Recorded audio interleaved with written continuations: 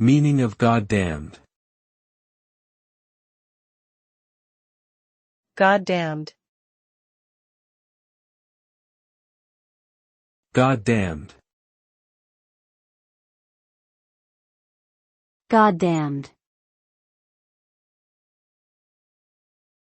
Goddamned.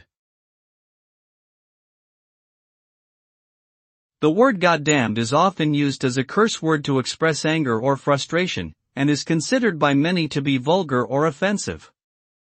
The term goddamned typically refers to something that is condemned or cursed by a higher power, often in a religious context.